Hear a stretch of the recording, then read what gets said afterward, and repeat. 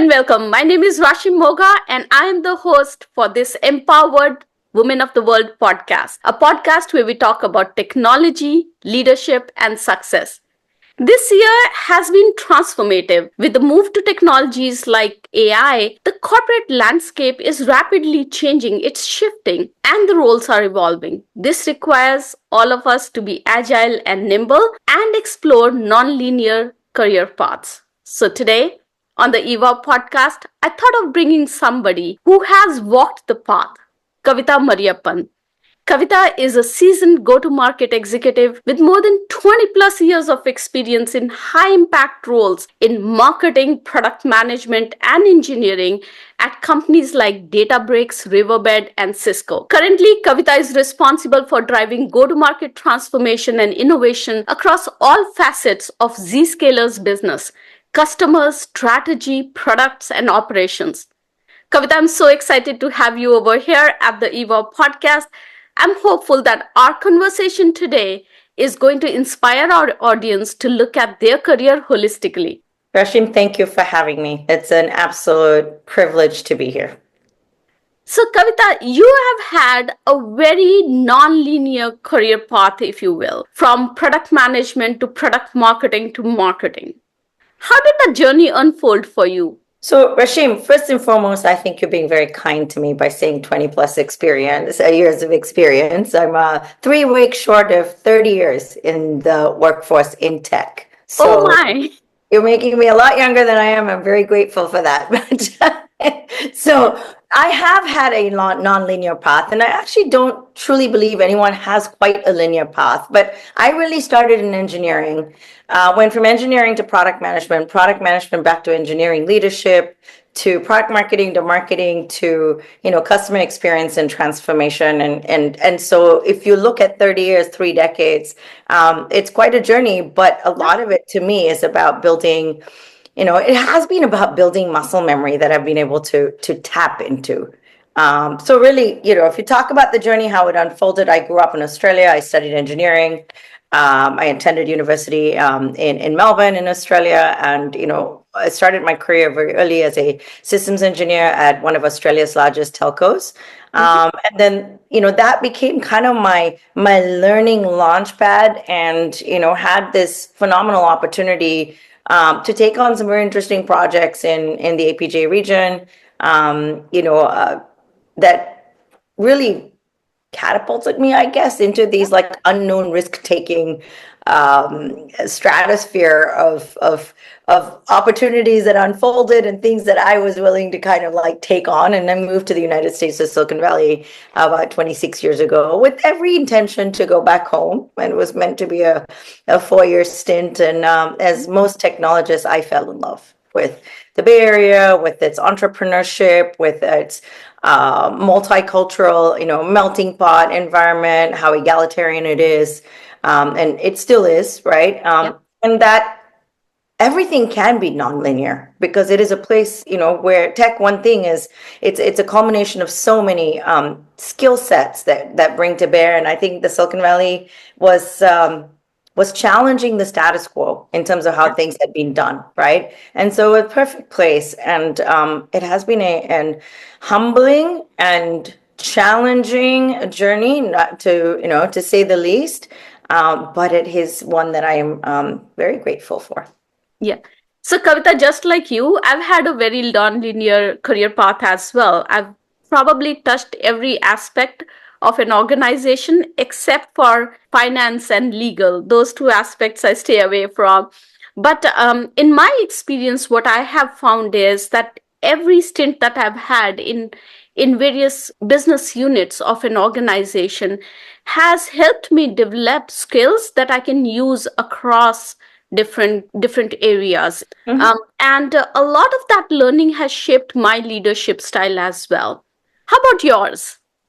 I think absolutely, right? At the end of the day, domain expertise becomes very important. I mean, having that kind of core learning domain expertise and being willing to learn and kind of continue to sharpen that saw, right? Like that's really important. But absolutely, I think different environments, different parameters, allow us to kind of stretch ourselves.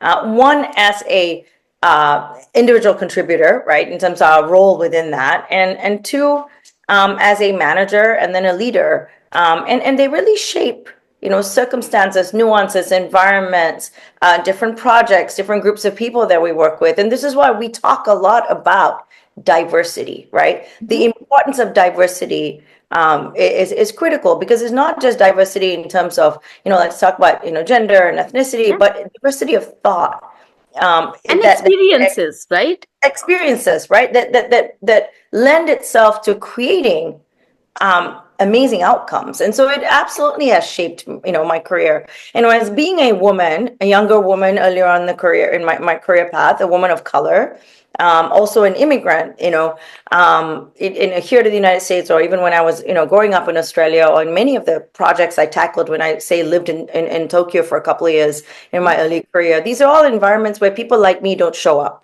Yes. Right? People like me don't show up to do the kind of things I was being asked to do.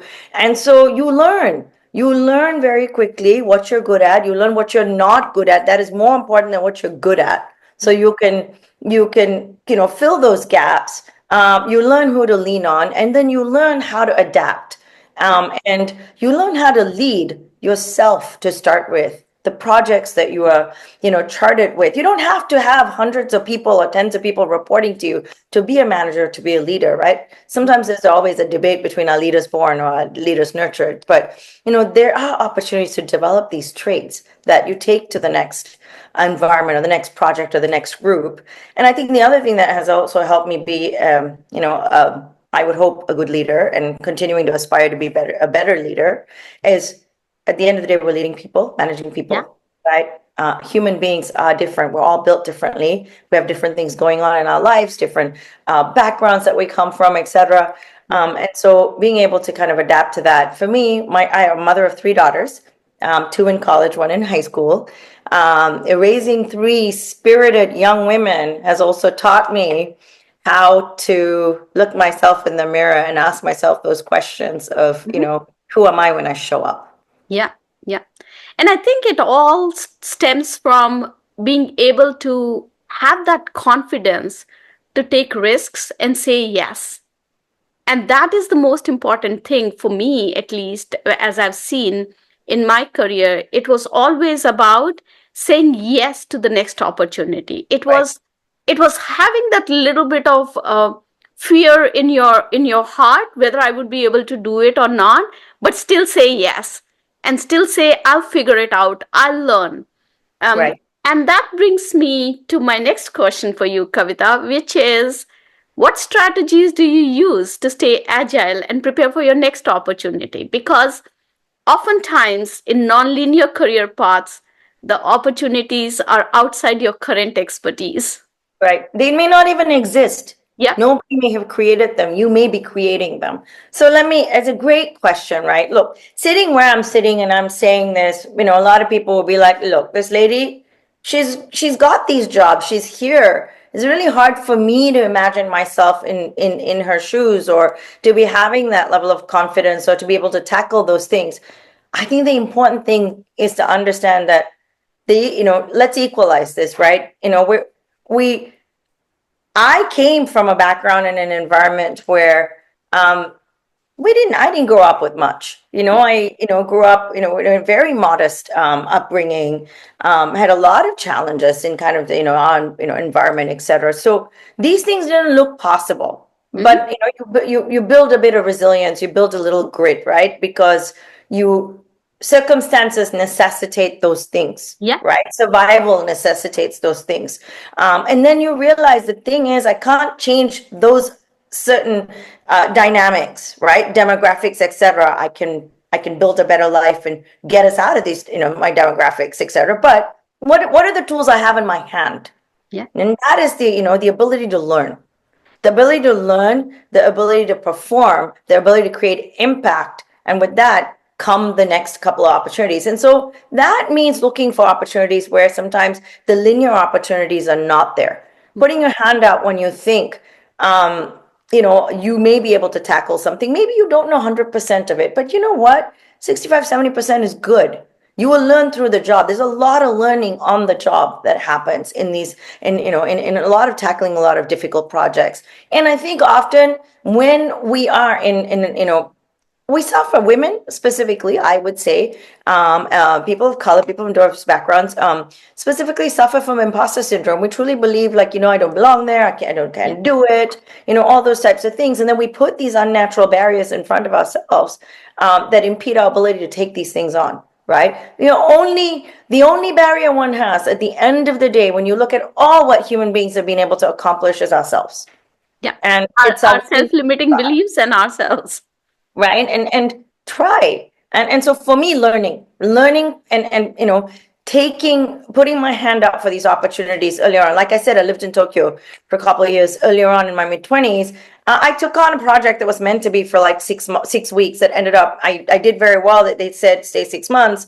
And then I ended up, kind of building a lot of the capabilities around APJ. It was unheard of to put, a young woman in that kind of environment. Nobody wanted to go for that long period of time. I had no family commitments, children, whatever at that point. And I was able to take those things on earlier on in my career. And then I learned that, by taking those things and maybe modeling my life, my personal life around these aspirations that I have, but my aspirations matter too, Yeah. right?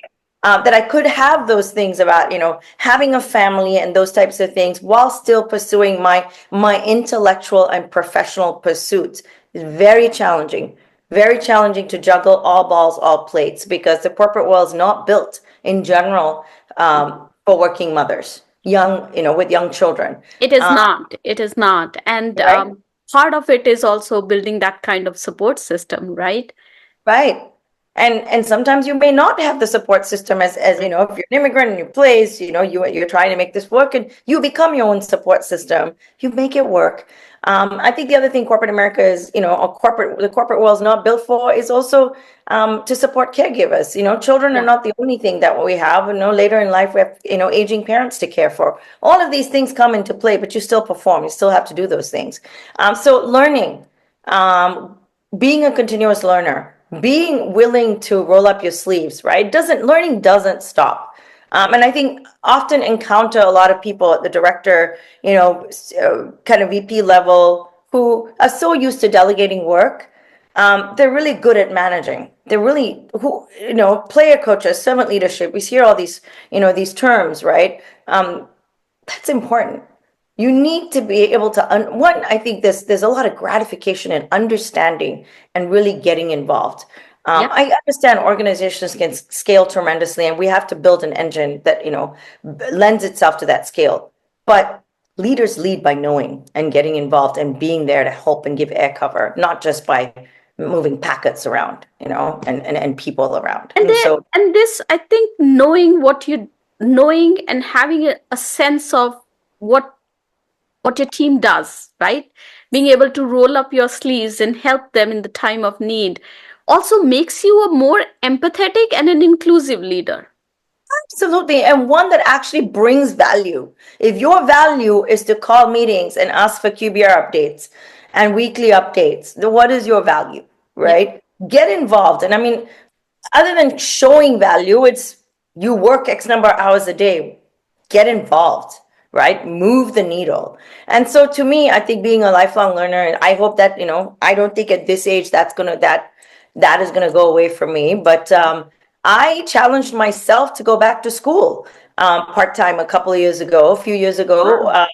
on the job while holding an executive role at a publicly traded company, and as we were growing, to go do a master's at NYU Law School in cyber risk strategy, right? And so it was important to me because I was like, we're sitting here. I was running the office of the CISO. I'm like, we don't, we're crossing the realms of risk and security and privacy, from a technology perspective as well as from a legal perspective. Our legal team is trained legally. Our technical team is trained technically. There's no crossover. I'm Yeah. touching contracts. I'm looking at new legislations and regulations coming up. Me and my team without the in-depth understanding. So as part of my learning, there was a lot of my learning. Obviously, there's a lot of sharing with my team of all what I was, Yeah. the projects, the papers, the assignments. And so, passively, my team also learned through me, through this, right? And so it was a little bit of an expedition we all went through. But I think that also goes to show, and I had a lot of people tell me why. Why would you be at this stage in your career as an exec? You could teach half the classes or more than half the classes. Why would you do it? And I'm like, actually, that's a little bit arrogance, right? Because There, in today's world, Kavita, nobody is an expert. You can't claim no, to be an expert. You're continuously learning.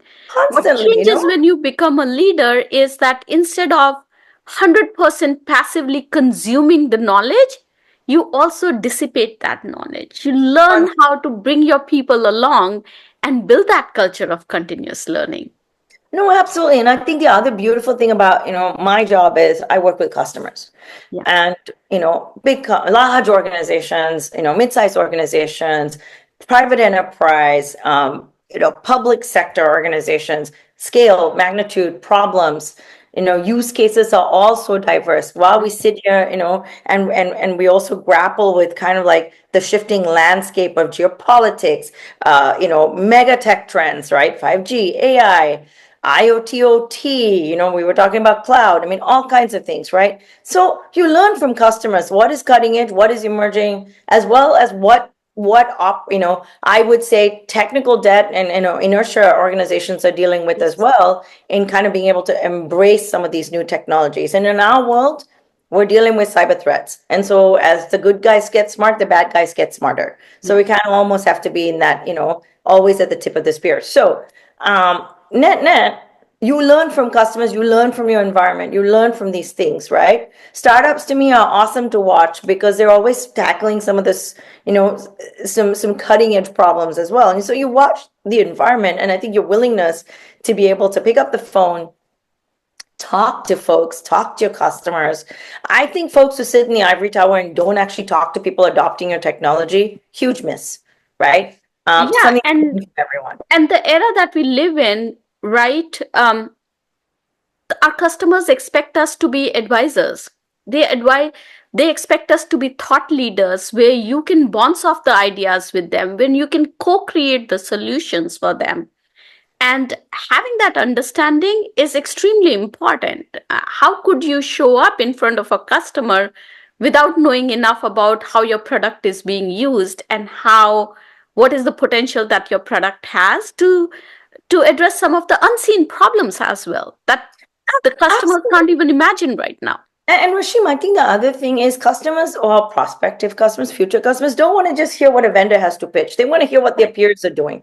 Yeah. So that building that sort of peer group, knowledge sharing, best practice sharing is critical because showing them the art of the possible, what others have done in the similar situations is invaluable compared to us peddling our wares, all of us, right, as vendors.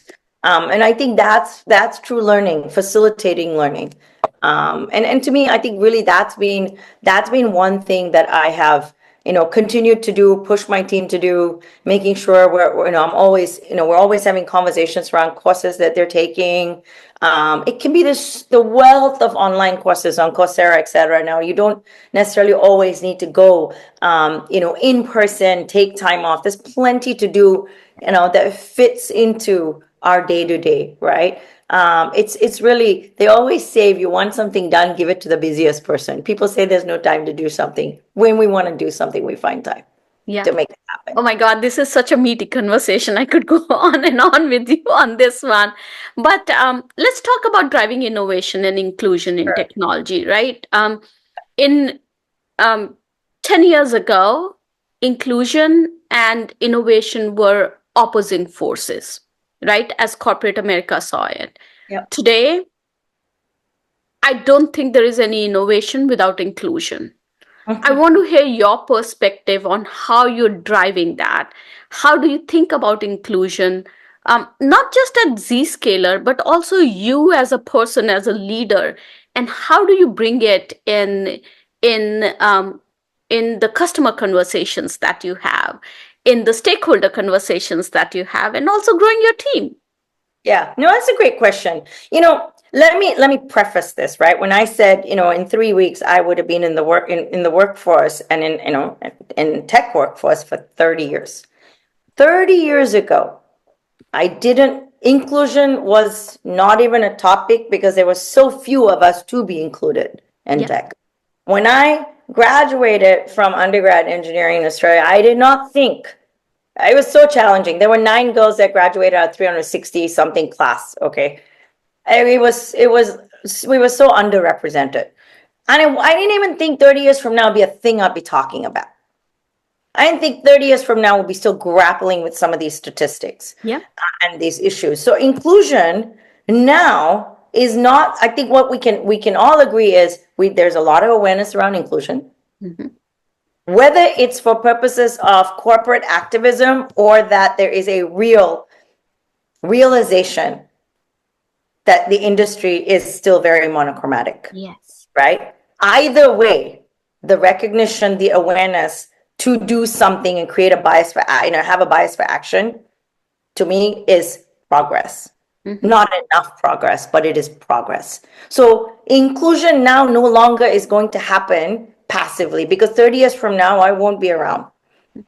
Definitely not going to be in the workforce, but my kids will be. And I don't want my daughters to be sitting in whatever domain that they're thinking about working in, that they will be having this conversation. And it's, the slow drip of a tap, right? If we have to do this by brute force, we're going to do it by brute force. So let's talk about inclusion. Now, my prefacing of that is why I do what I do, whether it's at Zscaler in the industry, in a very small thing, in a very small way. I have so many peers. I see so many leaders, men and women, and non-binary individuals really driving, the agenda now is we have to ask the question, right? We have to ask the question, how is our organization structured? We have to ask the question about how is our leadership team structured? Are we represented? And are we doing this because it's the thing we must do, or do we really believe in this? Are we walking our talk? Yes. How are we training our leaders? How is that percolating down to every level in the organization that people actually believe it's our core DNA? Are we looking at how we're hiring? Does our website look diverse and representative and inclusive? Is our interview process inclusive? Yeah. Is how we're writing job descriptions inclusive? Is our language inclusive? Is our interaction inclusive? Do we have programs? Once you get people inside, are we helping them grow and succeed? Are we changing behaviors? Right? Do we have ways of understanding how many people we have in these underrepresented groups? Where are they at? Are we creating programs for upward mobility so that we can empirically have evidence? Not just because we are showing some hiring, because we all know the leaky pipeline also happens mid-career, late career. So we want representation. And when I talk about inclusion, we cannot segregate. I know we're talking about women, then we must talk about everybody, right? And inclusion is for everybody, right? Correct. Then when you do that, hopefully some programs help lift the boats for all other programs. Yeah. Right here at Zscaler, when we started our employee resource group for women WISE, it was kind of the first ERG that we created, but now we have 6 other ERGs, right? So it became kind of like the catalyst to create others. So that's good, but I think we have to be deliberate about this, and we have to hold our leaders accountable. Here in my job, at least, I think in my job in the company, in the industry, I do these things outside of, Zscaler, these talking, sessions, mentoring. I do a couple of 100 hours a year on mentoring, to make sure that I do my part, whether they're in the company or outside the company, at every stage, folks reach out on LinkedIn, etc. And I try my best to take whenever my schedule allows for it, because the most important thing is you cannot be what you cannot see. And so for many of us, we didn't have South Asian women, we didn't have women of color, we didn't have people of color in these executive roles, in these different disciplines. And so now, for those of us who are there, I feel like it is our responsibility to make sure that we represent and that we open doors. And so many times you and I and some of the leaders like us have been the only person of color with a seat at the table and a voice at the table, right? And the woman at the table, not just person of color. It's a double whammy. So Kavitha, there are a lot of people listening to us today, 60 plus countries across 11 platforms. What advice do you have for people who are exploring nonlinear paths? How should Well, they start positioning themselves for these kind of roles? so let me tell you, non-linear is not dangerous. High risk, high reward, right? Non-linear jobs give you the by taking those risks, maybe sometimes you'll fail. But my advice is take the bull by the horns. Jump in with both feet. Because if you look at my career path, it's been a jungle gym. It's not been a step ladder. And the jungle gym has afforded me so many opportunities to test myself as an individual, test myself as a leader and a person, and test my skills. And hopefully to have contributed, right? And the rewards are there. The rewards are absolutely there. Don't second guess yourself. Jump in, do it, ask for help. There are so many people out there, and it doesn't have to be, and I always tell women, it doesn't have to be a female mentor. Lean in. There are many male allies in the industry and champions and sponsors. I got chairs, I said, at a time where there weren't. There were no women. I have never in the 30 years had a female boss. Okay. Let that just, sink in for a moment, right? So if I was sitting here waiting for that one individual to show up, it would never have happened. But I've had the privilege of having had great male bosses, managers, and sponsors actually lean in and help me because I asked, not because they didn't know that, and when you ask, people help. So that is my advice. Take the road less traveled. Yeah. God, there's a lot of nuggets over there, and the audience will have to listen to it a couple of times to just soak all of that in. Kavitha, it was such a pleasure to have you today on our podcast. Thank you so much for sharing your insights with the eWOW audience. And today's resource for you, my dear audience, is the link to the eWOW Career Accelerator program, which focuses on mindset, skill set, and tool set to visualize and actualize your success. The link is in the show notes. As always, thank you for joining us today. And thank you for loving, liking, sharing, and supporting the podcast. Remember, sharing is caring. I look forward to seeing you again in our next podcast. Till then, keep empowering the world. Thank you for having me.